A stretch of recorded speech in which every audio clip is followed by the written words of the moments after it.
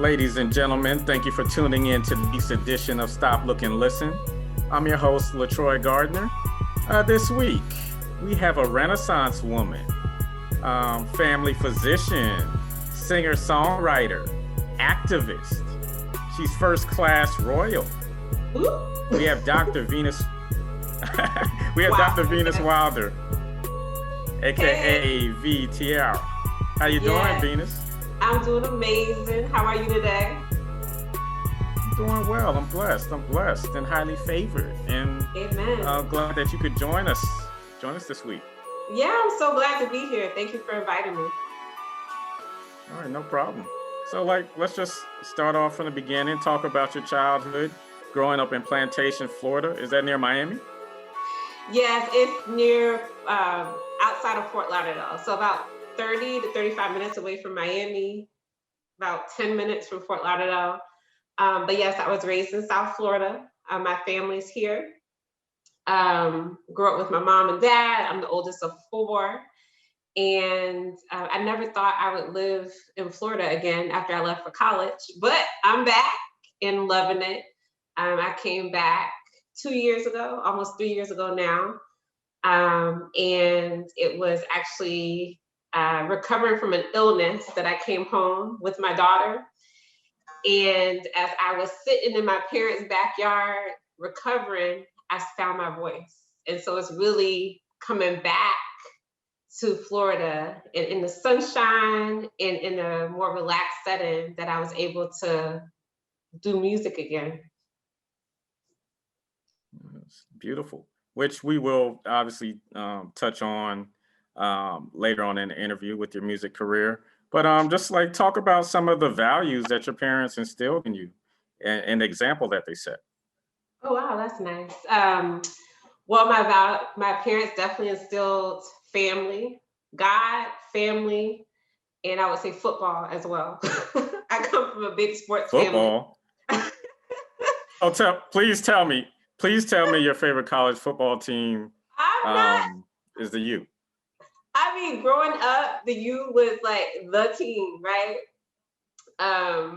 But my grandfather was a head football coach down here in South Florida. He was actually one of the first football coaches, Black football coaches in Miami-Dade. Sports is a really big part of my family. I was never very good at it, though. I navigated towards my books and the music more so than everybody else. But yes, so hard work is a part of my family ethic. Everyone's pretty hardworking and everyone's pretty balanced, which I love too. My parents really enforce, being a great person, being a family person, being dependable, and also being a person that is a community steward. That was very important. Okay. So you left South Florida and went off to college to Duke University. Duke? Yes. I did. My favorite college basketball team. Okay. And yes, I've been a lifelong Dookie, even though I work at UNC Chapel Hill. Oh, now. Oh, goodness. Story within itself. Deal with that? How do they deal with you? Oh, it's easy. It's easy. I mean, when Duke beats Carolina, I walk around campus and it's the most beautiful sight ever.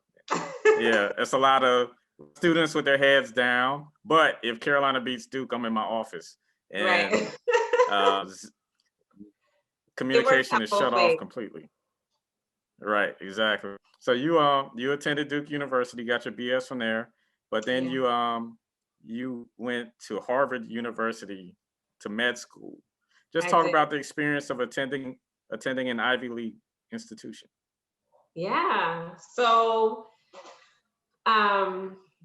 well, the Dukies would say Duke is Ivy League as well. So I have to say that. They'll be like, what? Yes, both experiences were great. I would say I felt academically challenged at both places, and that felt good to be a part of like the rigor. Like I like that. I like thinking, I like solving problems. Like that's still something that's a part of my day-to-day now.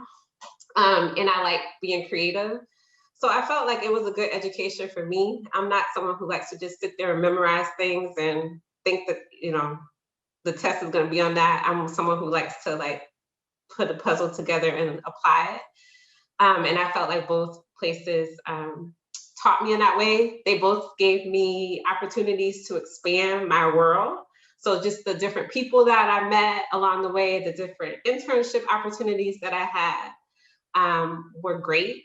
And I think it both places, particularly when I went to med school at Harvard, just being amongst people who thought at the same level that I did, as far as like being able to change the world and like, you know, thinking that they were capable of doing it. You know, there's a certain amount of ego that is there as well, to be honest. But to feel like I was a part of that and still am a part of that cohort of change agents, I think has been really great for me. So do you thrive amongst competition? Because I'm sure it was Ooh, very competitive in both that's a styles. really good question. You know, the person that I like to compete against the most is myself. Um, and so I think it's great to have like a high level of like people who want to do great around you, but I didn't feel like I was competing to be the best there. I in general, like I compete to be my best self. And if I land amongst the best, that's amazing. But that's how I did it. And I remember at Harvard, I felt like, you know, people, there was a range of people as far like some people really, you know, like really stressed, like, but then there were some people who were more laid back. And I felt the thing that really helped me to get through that experience was at the time, I had a relationship that was pretty significant outside of school. I also had my best friend that was in Boston. And then I was also involved in a lot of community activities. So that really helped to ground me in like my purpose, you know, again, family, community. And then, you know, the school was there. I knew I was gonna do well and like pass. Like my goal was to pass and get the MD.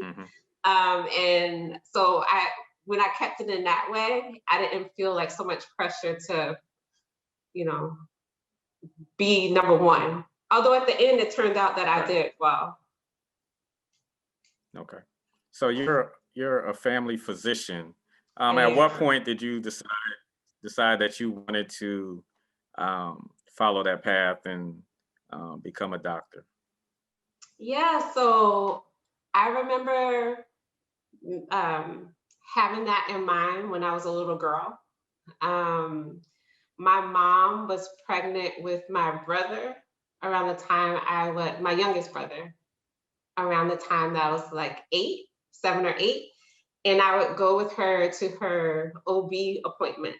And at those appointments, there was this amazing doctor, Dr. Bridges, who was her doctor, an older Black gentleman who was so loving with my mother, very loving with me and my brother that's right under me. And I remember he would just give me, like, I would always want to like listen with the stethoscope. And he was just like, oh, you know, you can do this one day. So I just remember that was just seeing him in that role and his encouragement. Like I always said that I wanted to be a baby doctor. And then after that, it really became about helping people in my community. So just growing up in Florida, my mother's from North Carolina, so that's kind of my Duke connection. I just noticed that so many people in our community did not seem as healthy as I would expect. Like everyone was dealing with pressure, with sugar, with amputations, with strokes. Like it was just like all this, you know, drugs. It was just a lot of sickness and illness that I couldn't understand like why that was happening. And that just became one of the things where I wanted to figure out how to prevent that from happening and to see why it's happening in my community. And so my big thing driving me to medicine, like when I went to like through undergrad and through med school, and even now, like I always just think I want to be able to serve anyone who walks through my door or who comes to me. And I want to be able to have at least like some knowledge that can either help them or to direct them to who can help them best. And so family physician naturally just fit that for me because it's having the individual connection within the people, but also family units and like community. Like I ended up, and I still do a lot of community health and population health. That's a part of my role as like an administrator at my job. And then some of the work that I do in the community or have done in the community. Okay. Mm-hmm. How long have you been practicing? I graduated from med school in 2010, and I graduated from my residency, which I did in New York City at Columbia, New York Presbyterian Hospital in 2013. So, yeah, since then. Okay.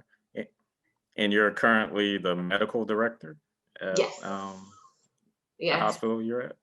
So I'm not at a hospital. I'm at a primary care organization. It's called Sanitas Medical Center. And we basically partner with an insurance company. And in Florida, we're responsible for over 200,000 patients, where we have a contract with the insurance company, and we're responsible for keeping that population healthy and taking care of their health needs.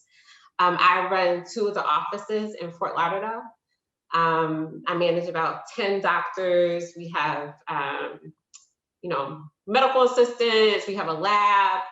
We have diagnostic imaging, which is like x-rays, mammograms, ultrasounds, and some community work too. And we're doing like COVID vaccines now. Like we've been responsible for vaccinating thousands in the community. So I'm the person who signs off on that and makes sure that that happens. I'm glad you took me in that direction regarding the COVID situation. Take me behind the scenes of battling this pandemic, from the medical side, like especially early on with the lack of supplies and the uncertainty of whether you would be able to, like, even for one, have masks, have gloves, have enough beds. So just talk about that. Yeah, so it was a crazy time. That's what I'll say. Being an administrator at that time too, I was responsible for 3 offices at that time and consolidating the staff, like making sure that we were making people, having people feel safe, like in the office, but also there was a lot of uncertainty then about what is it, what are the symptoms, how do we identify who needs to be tested, like what is the contact tracing process. It was a very stressful time, but I actually realized that I thrive in settings like that. Not necessarily stress, but I guess a little bit, but I like problem solving. So it felt like, okay, like this is our problem, the problem of my lifetime right now. Like, how do I make sure that the people I'm responsible for, like the patients and the people that I'm responsible for in these buildings, how do I make sure that everyone feels safe, everyone gets taken care of, and we can do things in an orderly way? So it was really about like figuring out what was coming through the door, creating protocols, talking with a lot of other people in the community. I remember, and some of my patients now come back to me, that months before COVID was COVID, I remember seeing a lot of patients that were coming in.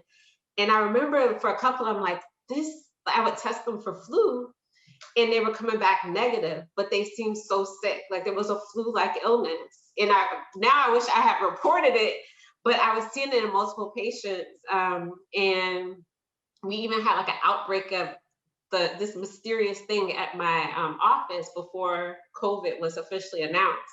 So it was interesting to see that process too, of like the unveiling of something new medically.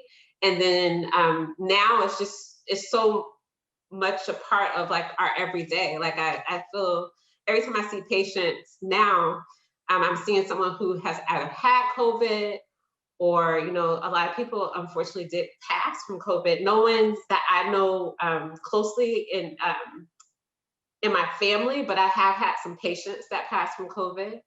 I've had some employees whose family members have passed. So it's also been like dealing with the after effects of that now has been challenging. I feel like every day, at least every week, there's someone who comes into the office crying or in some kind of like emotional pain based on what has happened in this last year. It's just been very overwhelming for a lot of people. Yeah, you said that you signed more death certificates in the past year than the previous 10 combined. Yes. Does it You think you're good does it research. take a toll? Yeah, I do my homework. Like, does it You take a do, toll I on you? like it. Sorry, my earring keeps falling out. This is the real talk. Nah, I know. It's intense. You're into it. I like it. You got your game face on. Yeah, but does it take its toll on you as far as, you know, just the volume of patients that you had to see, and then the results didn't always end up in our favor as far as them surviving? I think it has. You know, one thing I'll say, my experience has been different from a lot of, you know, some other physicians who are really at the front line, like in the hospital. I don't work in the hospital, I work in the office. So by the time people come to me, either they've like gotten past the like acute illness, or I'm seeing them quickly in their car, likely, or, you know, in a setting that's like safe. And or, you know, now we're doing televisits a lot. So I'm like directing people to the hospital if they need to be. But yeah, I do feel like, you know what, I'll say this. When I decided, it took me a little bit to get the COVID vaccine because I wanted to see people have it before me. I wanted to see, you know, how somebody walked, how they talked, how they felt. Like I wanted to ask questions. I know people have done the research, right?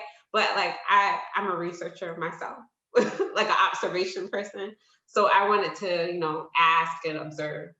And I'll tell you that once I got the vaccine, I didn't realize how much stress I was holding, but it just seemed like it was a release after that. Like I felt like I'm gonna be okay.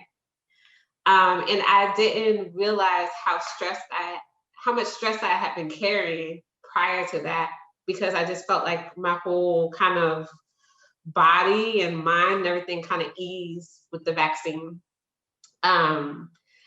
And then I would say music also during this time, like my music has really ramped up in the last year, in a setting of COVID and Black Lives Matter and like all this stuff. And I feel like that has for me been a vehicle of release and using my voice. And like sometimes when I'm very stressed, like I have to just like belt a note. It doesn't have to sound pretty, but it's like the way that I like have learned to just kind of like release my tension. That might sound strange, but that works for me. And so I have found music to be like healing in that way. Okay, nice. So I guess that's pretty much what led to you pursuing a music career.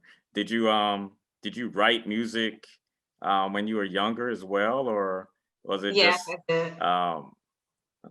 was it Yeah. just like you said, the stress and the emotions tied to the pandemic leading you to go full throttle into music again? Yeah, I think it's like a combination of like a lot of like prior to even dealing with COVID, I was going through a lot of stress in my personal life. And then also just observing how things have been changing in this country. I think it was just like a way for me to express myself more. When I was younger, I did write music. I like writing poetry, and I loved kind of like putting harmonies together and making melodies. It wasn't something that I really considered or did seriously, but it was something that when I look back now, Sometimes when I would come home from a long shift at the hospital in residency, like I would, like, you know, like how some people do, like play a quick pickup game or something like that. I think that I would just kind of naturally like write or like listen to a song and put my own lyrics to it. It was just one of those things that helped me to kind of use another part of my brain. Right. I kind of do the same thing, except for I would never release my material. I think I would make a hell of a karaoke partner, you know? Hey, let's do it. Okay. And the thing is too, Not bad. like, the thing is too, is that it's not like I grew up with music.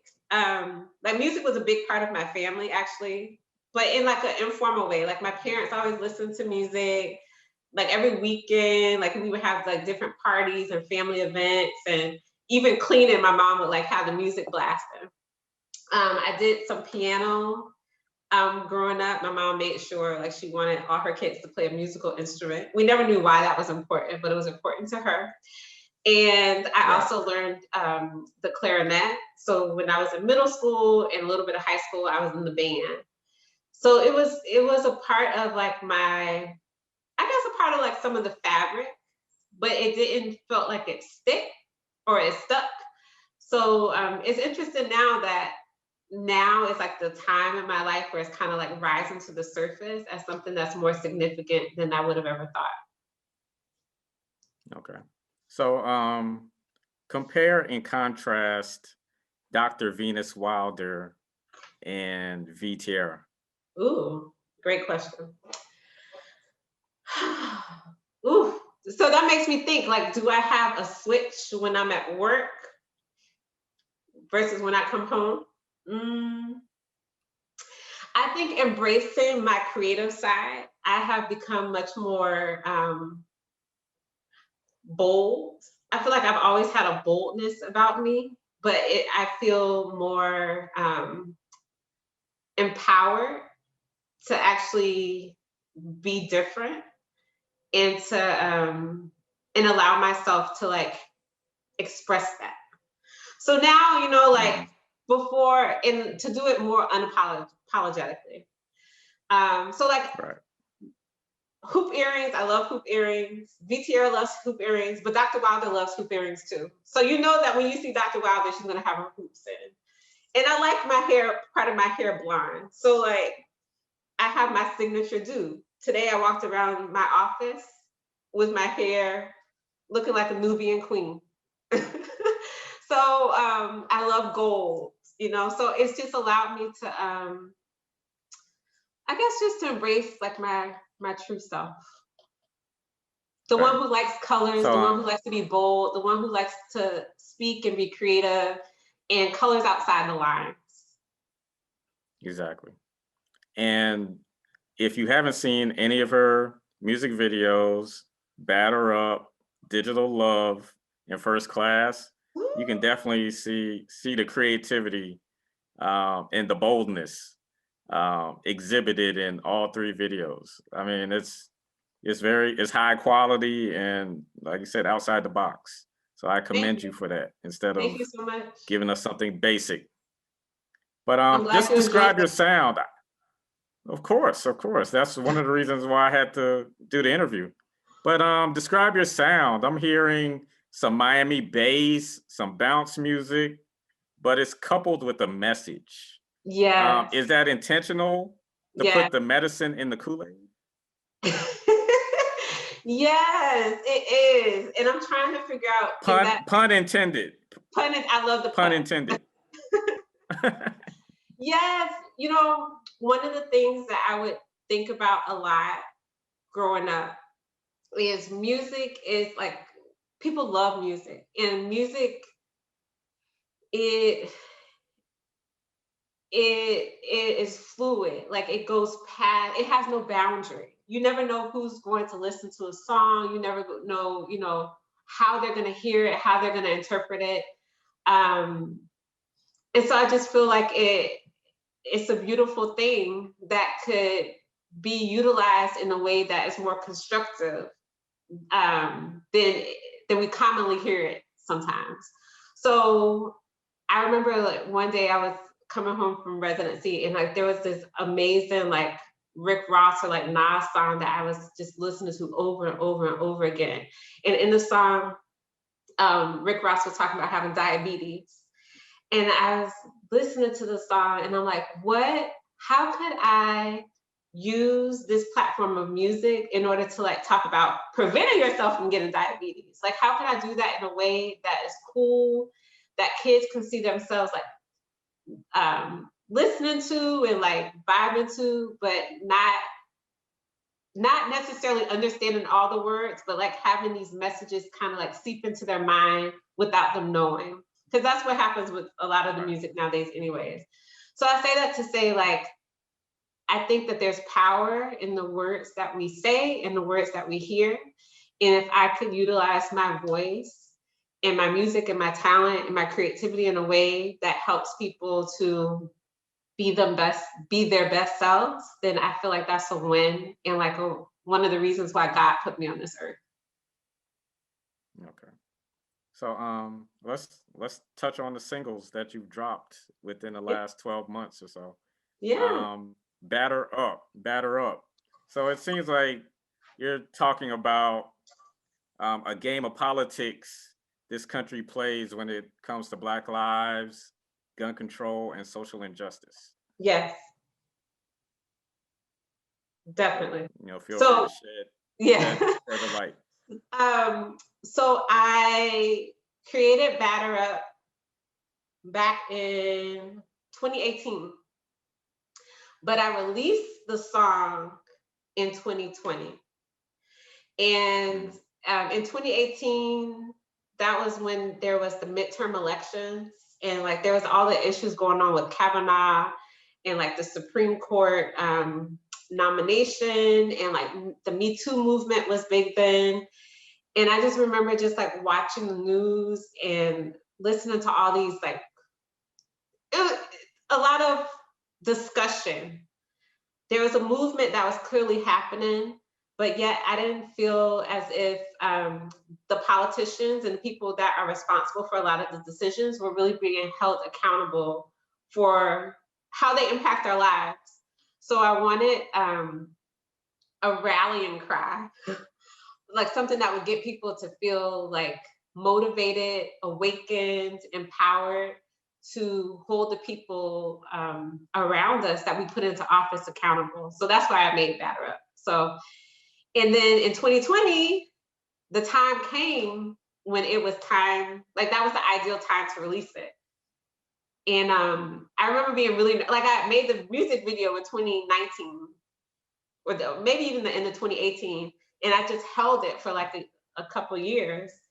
And then my brother called me, and actually a friend too. They knew I had the song because I had released the song kind of like on a SoundCloud or something. But they were like, this is the time. Like, if you're not going to put it out now, when else are you going to put it out? Like, people need to hear this. Like, this is what you've been saying and your video is powerful. Like, you got to put it out. So then I just like prayed, closed my eyes, and just kind of released my craft into the world. And it was well received. So I'm very happy I did that. It felt like music is very like vulnerable sometimes, especially if you're, for me, because I'm like used to being a doctor during the day. In Venus. But then when it's like a new part of myself that I feel very inexperienced at, but it felt like I still needed to do it. Like I needed to put the message into the world. Yeah, because it's almost like the first step is the most difficult, but once you dip both feet into the water, then like you're released, you're free. And Yes. You can handle the criticism and the acclaim all in one fell swoop. Yeah. And then I like that analogy that you used, because I feel like it's still something I have to remind myself of. Like, okay, you're dipping your feet in, but don't get too comfortable stepping out. you need to get back in the water, you need to go a little bit further. Like you know, getting comfortable in this new part of myself, you know, this new exploration of my creative self. It's been a process. It's still something that I have to like talk to myself about definitely on a weekly basis, because I'm still doing vocal lessons, and I'm an okay singer. I'm trying to get better, you know, but just being okay with being okay with like the development and growing is a part of it. Right. Yeah. So let's talk about the next single was Digital Love, a song Yeah. about disconnection. So Yes. speak on technology being a useful servant, but a dangerous master.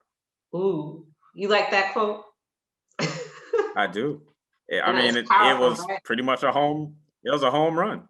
I mean, I because we all deal with it. We need that digital love, but then when you get too much of it, it becomes toxic.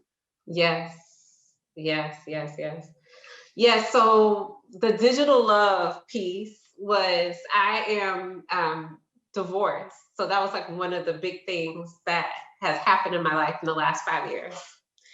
And dealing with that, now being a single woman, coming back into the dating market, and dating has changed where everything now is online, like not everything, but majority of things are online.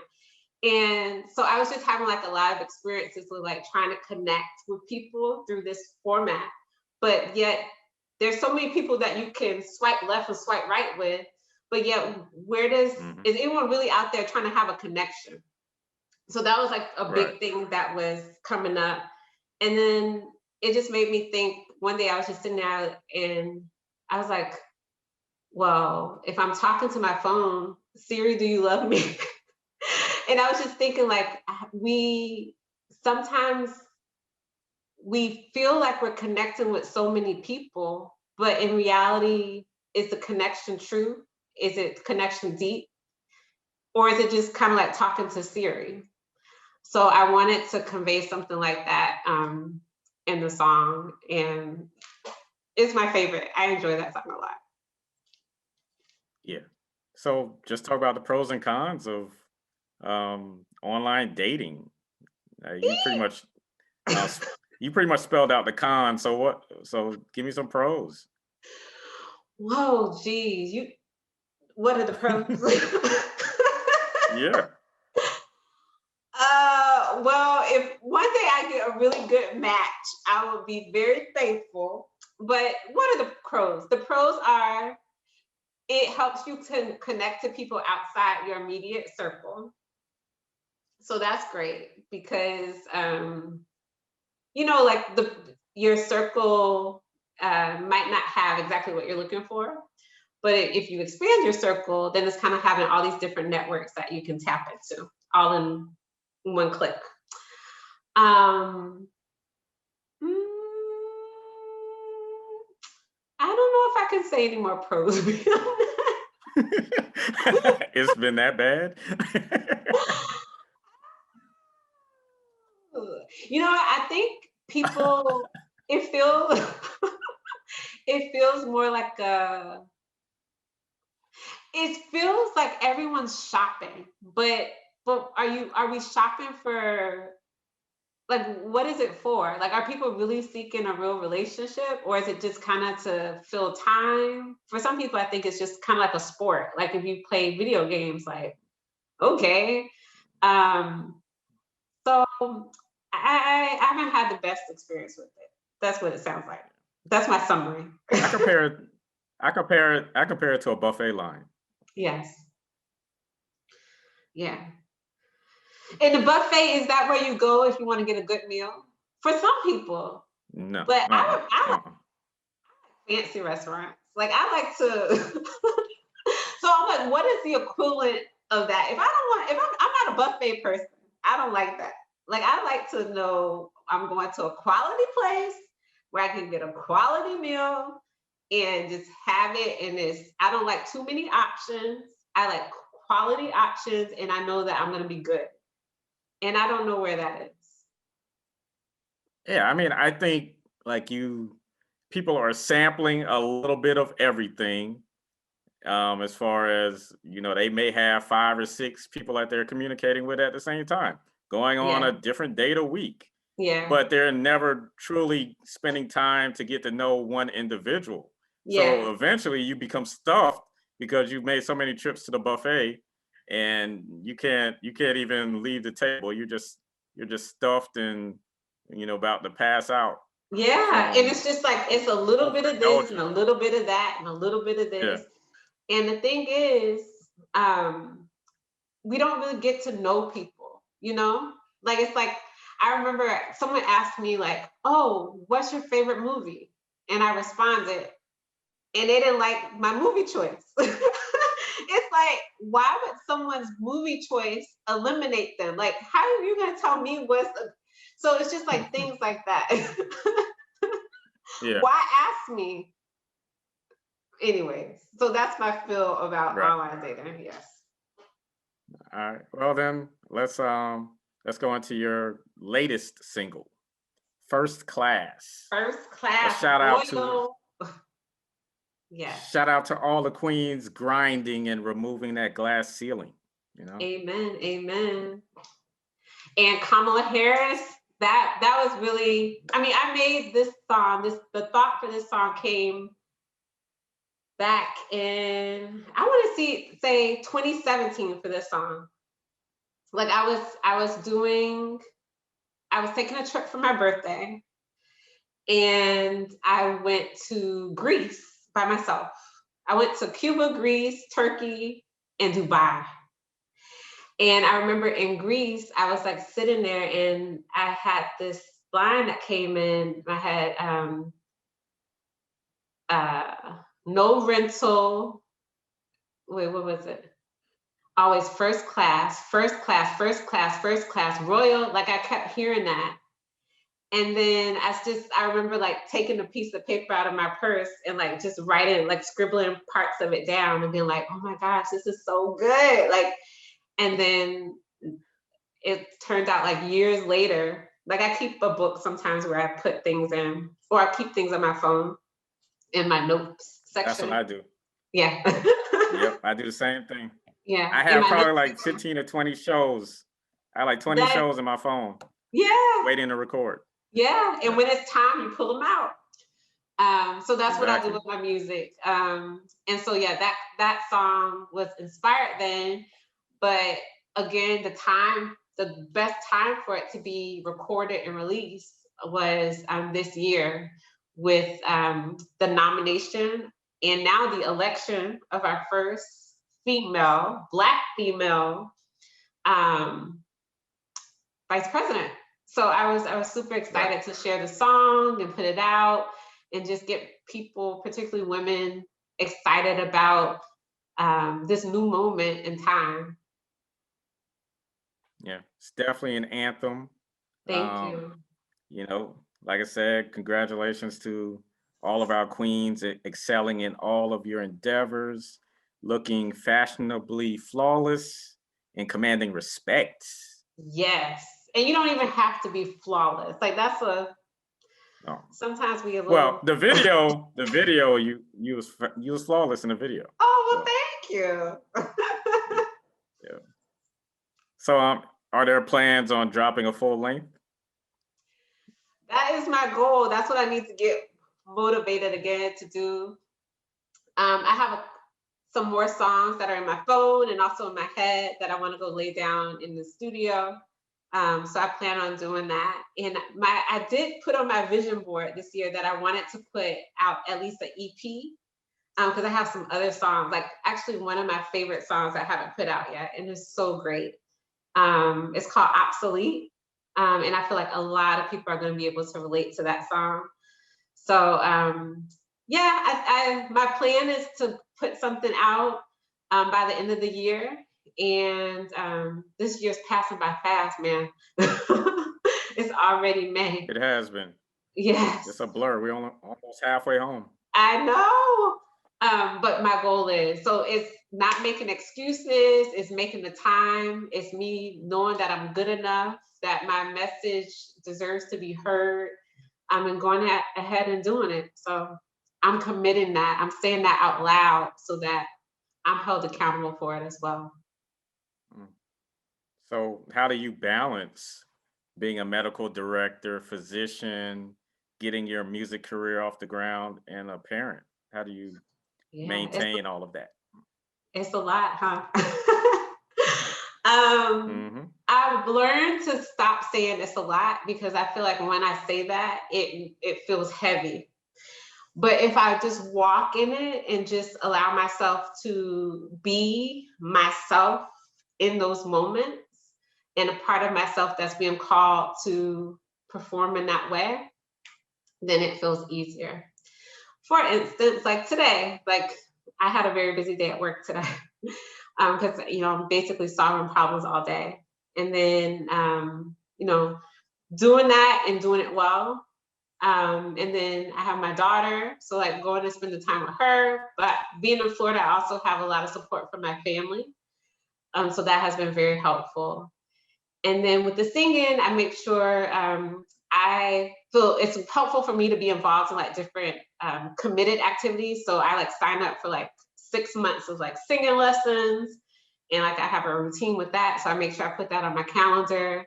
And before, like after my baby goes to sleep, I practice my singing. And that's kind of how things roll.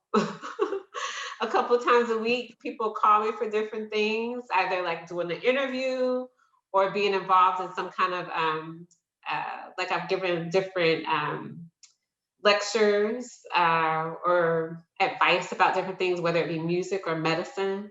And that's my way in order to like give back to people and to, make sure that I'm connecting. Okay. So who or I what take time for inspires you? myself. Sometimes I'm tired. So making time to just relax, that's also important. Did you ever struggle with that, putting yourself first? Oh yeah, I still do. hmm Yeah. I think before I even did this, I made myself go lay down on my bed for a little bit today and just like meditate, like not think about anything, not think about solving a problem, just a few minutes to kind of just allow my body to relax. And that's something I'm trying to get better and better at, because I want to live for a long time and I want to be healthy. And in order to do that, reducing stress is really important. So I'm trying to make sure that I listen to my body. Okay. So who Yeah. or what inspires you? Ooh. My my daughter, I have a 5, almost 6-year-old. She really inspires me and motivates me.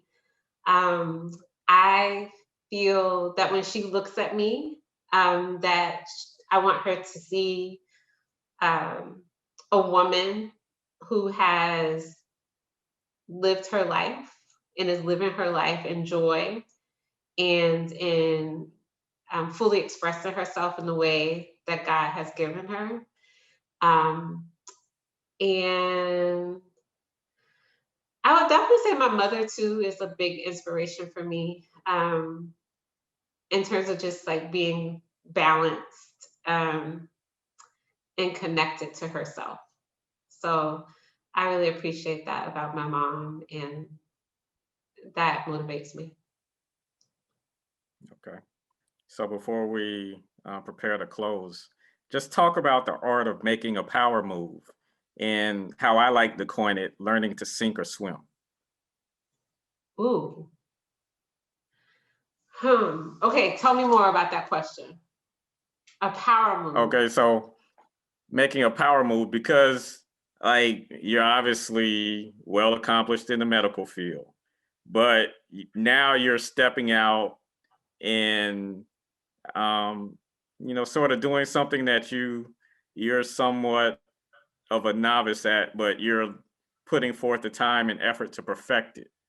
So I see it as making a power move. You're not afraid of failure, and the confidence and um, being able to express your creativity. You're excelling. Like you're Well, thank you. generating quite a following. You're generating a following, and like you said, you're taking singing lessons. You're being bold and thinking outside the box. So, like with all of that, naturally, some success is going to come. So I see it as you're sinking or swimming. You're not afraid of failure. So you're going to swim. Yeah, I like that. You're right. So just What talk about making that power move. I think it is getting, for me, I feel like there came a point when I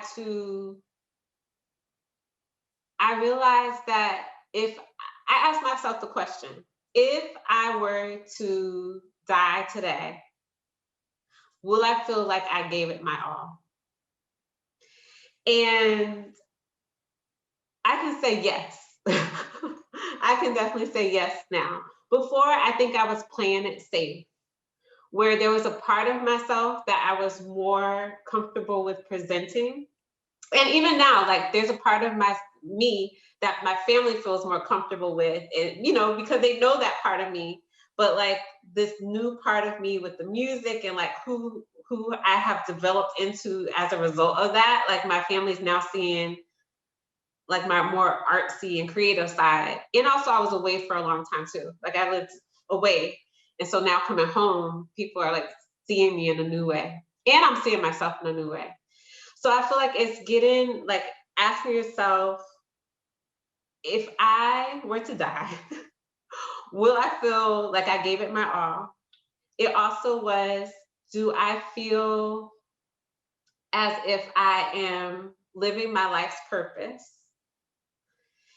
And why do I care what other people think? What does God think? What do I think?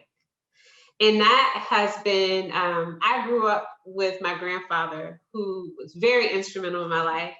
And he would always tell me, V, don't be afraid to drop your pants on them. Meaning, he's like, have them kiss your, and he would tell me that from the time that I was a little girl. Like I remember like a part of my lessons of reading the dictionary and doing my homework, a part of my lesson that my grandfather would always tell me too is don't be afraid to be yourself.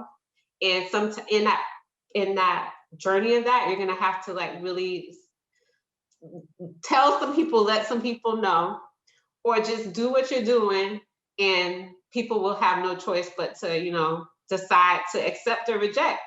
And that's what it is.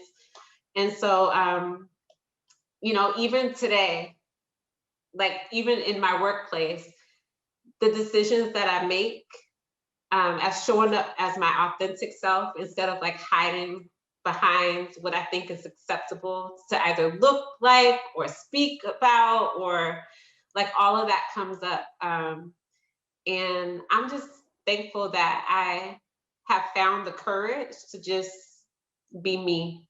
And that is a process. But I pray that everyone can get there because it's very freeing.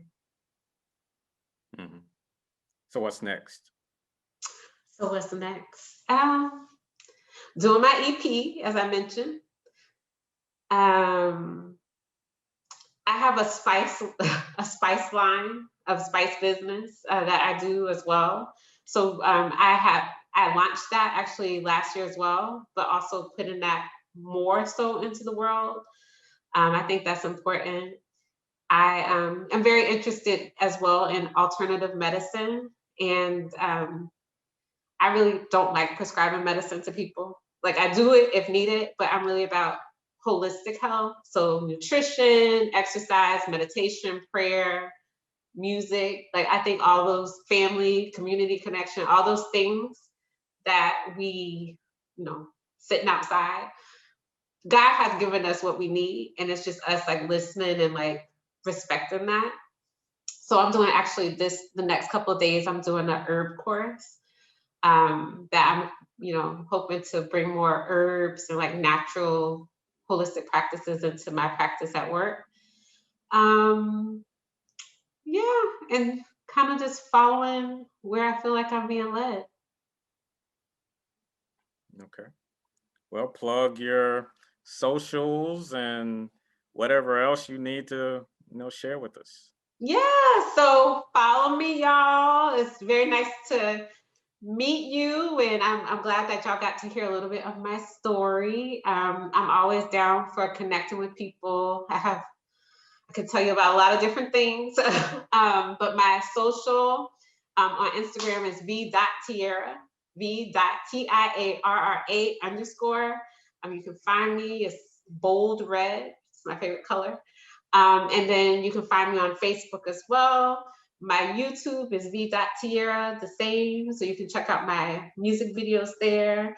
And yeah, I'm here. Thank you so much for listening, and share the word. V Tierra's here. I'm a musician, physician, activist. All right. Dr. Venis Wilder, aka V Tierra. Thank you for joining us this week on Stop, Look, and Listen. Thank you so much for having me. Oh, no problem. It was my pleasure. So for Stop, Look, and Listen, I'm your host, LaTroy Gardner. See you next week. Peace and blessing. Thank you for checking us out on YouTube. Be sure to subscribe for more great content. And don't forget to check us out on social media at GOB Radio Network.